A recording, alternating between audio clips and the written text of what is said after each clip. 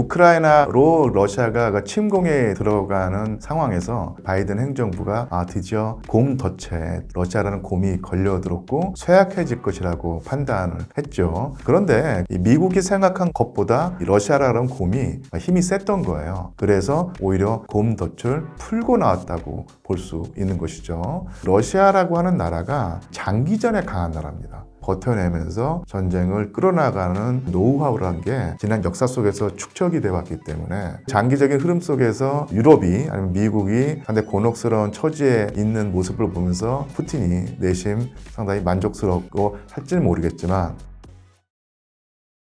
저는 상명대학교 역사 콘텐츠학과 소속인 류한수 교수입니다. 사실은요, 제가 그 역사학과 교수이기 때문에 이 종이신문을 사료로 활용하는 방법을 강의를 했었는데요. 제가 학생들을 강의하면서 경제란이나 주식란은 나는 그냥 건너뛰고 안 본다. 그 이유가 세상 이치에 밟지 못해서 미천을 가지고 있지 못해서 주식 투자라든지 이런 거를 하지 못하기 때문에 그런 부분에 관련이 없어서 관심이 없다고 했는데 어떻게 하다 보니까 이렇게 경제에 관심이 많고 주식 투자라든지 이런 쪽에 많은 흥미를 갖고 계신 분과 만나게 되어서 저 나름대로 반갑고 의미가 있다고 생각을 합니다.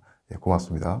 현재 러우 전쟁의 상황이 어떻게 흘러가고 있는지 말씀 좀 부탁드립니다. 2022년 2월에 전쟁이 일어났으니까 벌써 2년이 훌쩍 넘었는데요. 사실은 우크라이나라는 나라가 사실은 작은 나라는 아닙니다. 국토 면적이 유럽에서 두 번째, 러시아 다음으로 크고요. 영국이나 프랑스, 독일보다 더 큰 나라거든요. 하지만 러시아가 워낙 큰 나라고 군사 강국이기 때문에 전쟁이 일어났을 때 단기전으로 끝날 것이라고 생각을 했는데 이게 예상 밖으로 러시아군이 그동안 군이 가지고 있는 어떤 약점이 노출되고요. 가장 근본적으로는 미국이 적극적으로 군사력을 보내서 참전하지는 않지만 엄청난 물량으로 우크라이나를 원조함으로써 이 전쟁이 장기전으로 흘러갔죠.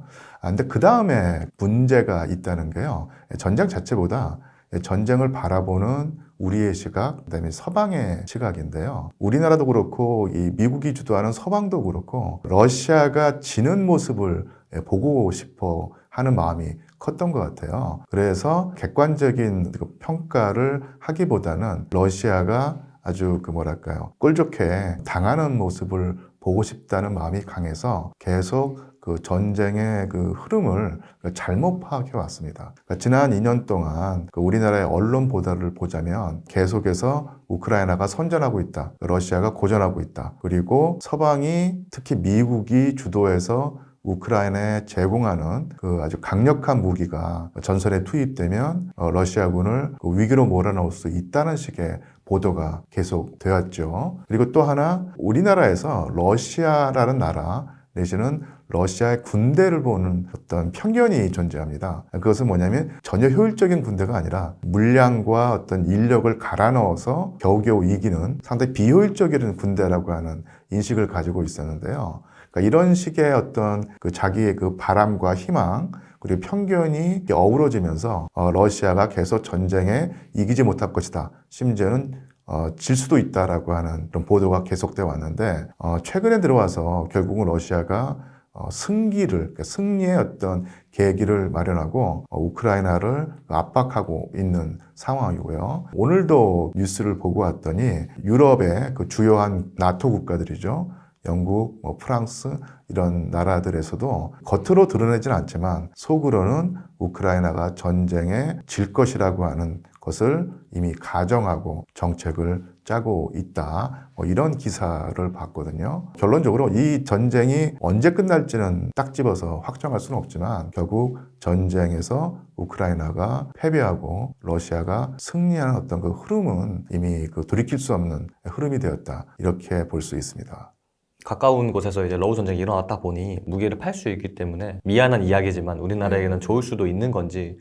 정말 차가운 어떤 시각에서만 보자면은 이 방위 산업이 호황을 누리면서 우리나라가 득을 보는 측면이 분명히 있죠. 사실은 제 또래 사람들에게 이 대한민국이라고 하는 국가가 이제 무기를 수입하는 국가가 아니라 이제는 무기는 수출하는 나라가 됐다는 사실이 사실 좀 이렇게 뭐랄까요, 어색하게 느껴질 정도로 우리나라의 그 방위 산업이 비약적인 성장을 했다는 것이 이번 전쟁을 통해서 아주 그 피부에 와닿게 느껴지는데요. 이렇게 방위 산업이라든지 이런 쪽에서 이득을 보는 측면은 있지만 또 장기적으로 또 넓게 보면요. 어쨌든 간에 그 세계 경제가 안정이 돼야지 이렇게 경제가 활성화되고 장기적으로는 우리나라에게 좋을 텐데 이런 식으로 그 돌발 변수 전쟁이 일어나면서 세계 경제가 교란이 되면 단기적으로 우리나라에서 일부 이득을 보는 분야가 있겠지만 장기적으로 보면 이게 경제가 침체되고 나토라든지 아니면 뭐 미국 자체가 경기 하강 곡선을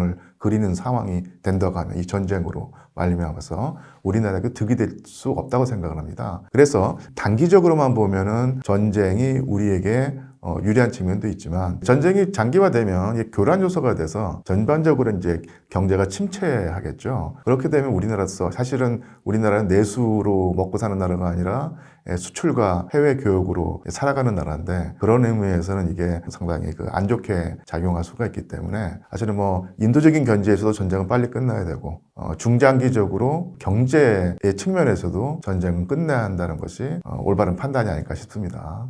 점차 이제 미국이 우크라이나에서 손을 떼고 있다라는 이야기가 들리고 있습니다.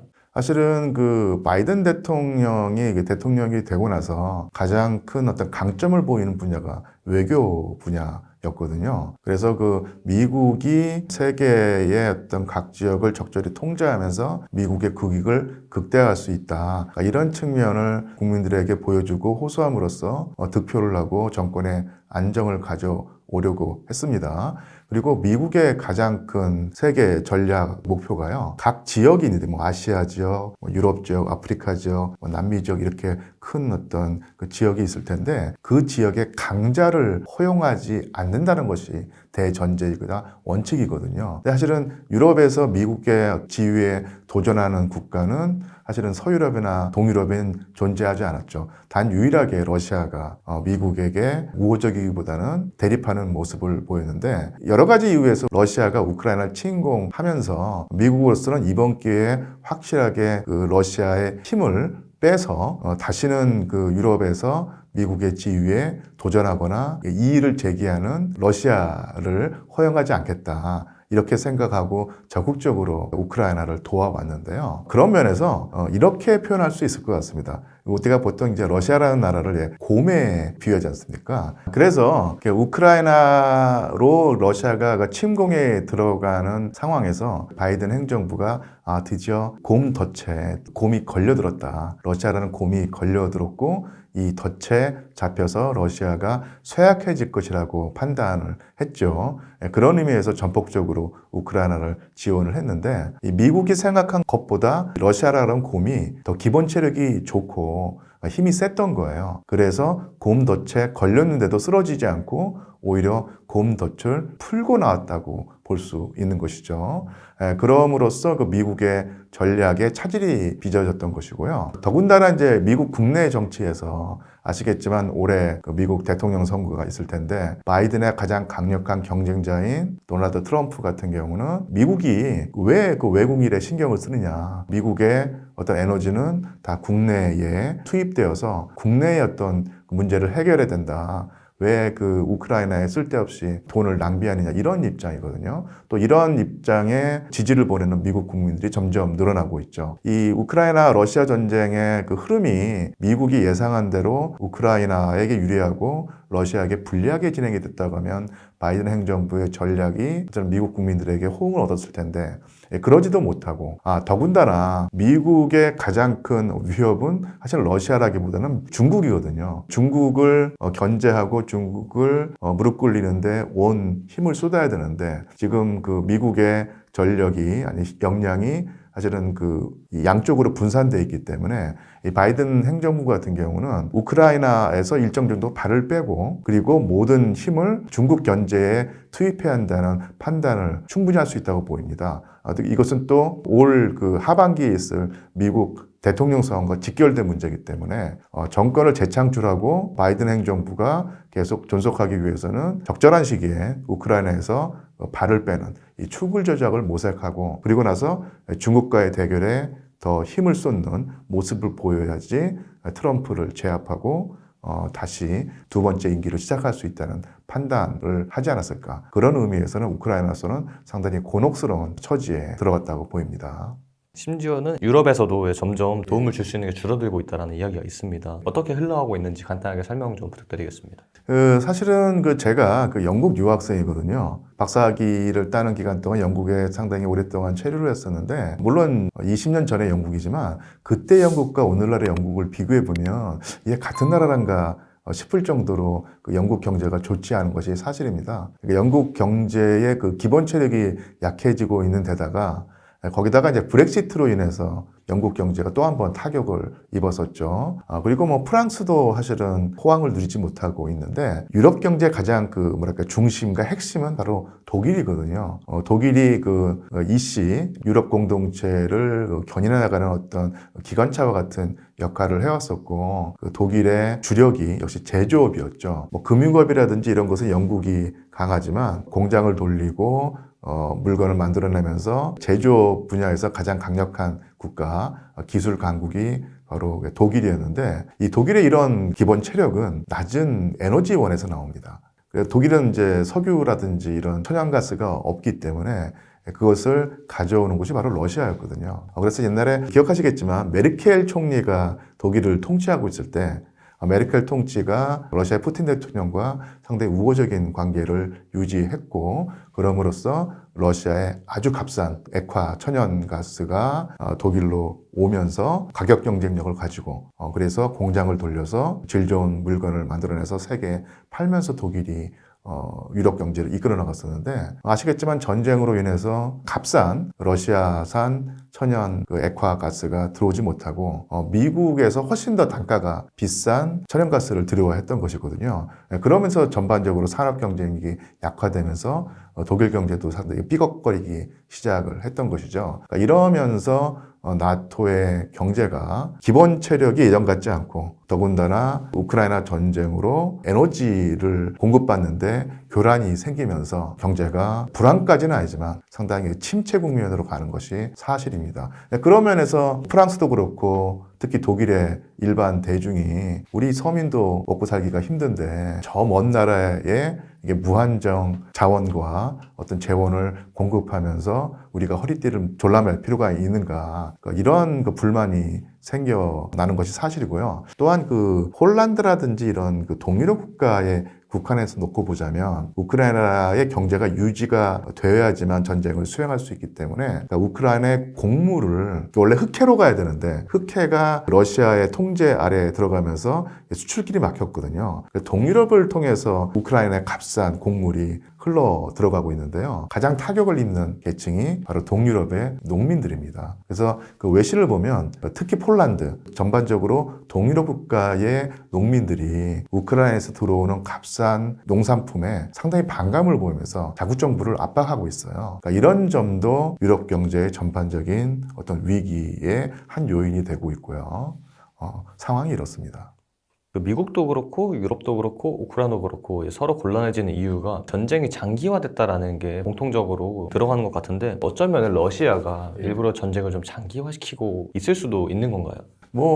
제가 볼 때는 장기화를 일부러 유도한다는 생각은 너무 좀 지나친 비약이라고 보입니다. 왜냐하면 어떤 나라든 간에 전쟁이란 것은 자기 나라의 구조에 엄청난 부담을 지우고 하중을 얻는 것이기 때문에 빨리 끝날수록 좋거든요. 그런 의미에서 푸틴 대통령도 여건만 맞았으면 단기전으로 끝내고 싶었겠지만, 미국과 나토의 전쟁 초기에는 상당히 일사불란하게 우크라이나를 지원하는 모습을 보였기 때문에 전황이 팽팽하게 맞서면서 장기전으로 흘러 들어갔거든요. 그런데 러시아라고 하는 나라가 사실은 장기전에 강한 나라입니다. 자원과 병력이 소모되더라도 이런 어떤 불리한 상황을 어떻게든 버텨내면서 전쟁을 끌어나가는 어떤 노하우라는 게 지난 역사 속에서 축적이 되어 왔기 때문에 이번 전쟁에서도 그런 역사적인 노하우가 작동을 해서 장기전이 상당히 고통스럽겠지만, 러시아로서도 고통스럽겠지만 꿋꿋이 버텨낼 수 있는 체력이 존재했던 것이 같습니다.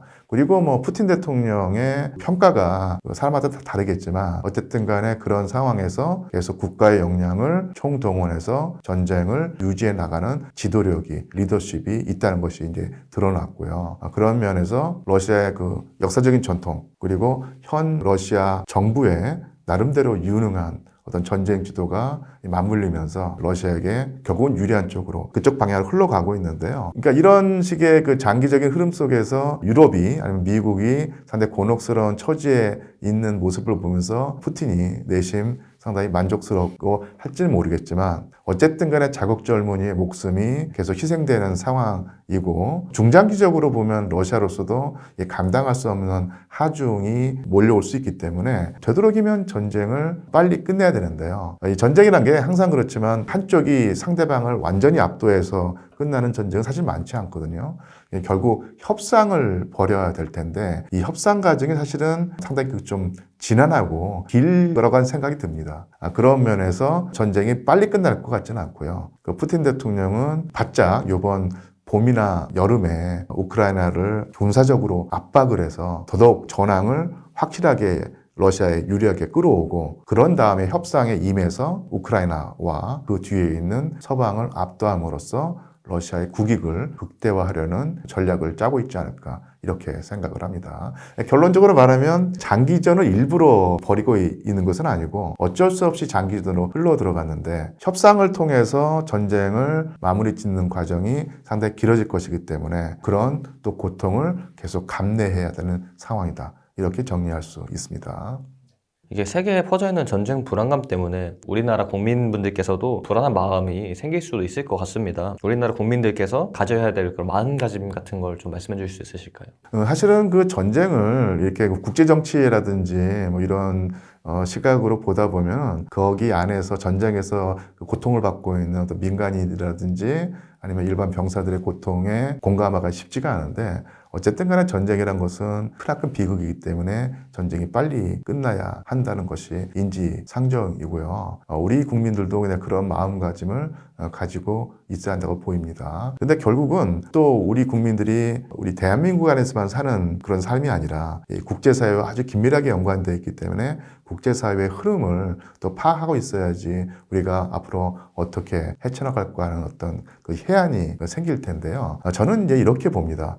저뿐만 아니라 적지 않은 이제 국제정치학자들이 하는 말인데 불과 21세기 초만 하더라도 미국의 일극체제가 확고히 뿌리를 내렸기 때문에 비교적 세계 분쟁이 많지 않았거든요. 그런 의미에서 미국 일극체제가 잘 작동을 해왔는데 어느 틈에 미국의 일극체제가 상당히 흔들리고 있다는 느낌이 듭니다. 그러니까 그 전에 미국은 아니라는 얘기죠. 그러니까 미국이 강할 때는 확실하게 자유무역을 이끌어 나가면서 무역 장벽을 해체하고 전 세계가 유기적으로 결합되는 그런 경제를 계속 주도해 왔었는데 어느 틈에 미국의 기본 체력이 떨어지면서 아시겠지만 미국이 자유무역보다는 이제는 보호무역, 세계 경제보다는 미국 자국의 경제를 더 우선시하는 모습을 보인다는 것은 그만큼 미국의 그 역량이 예전보다 떨어졌다는 사실을 보여주죠. 그런 상황에서 미국의 일극체제에 적극적으로 도전하는 두 세력이 있으니 그 유럽에서는 러시아였고 아시아에서는 바로 중국이었죠. 그리고 그 푸틴 대통령도 그렇고 저는 중국 정치를 잘 모르지만 시진핑이란 인물이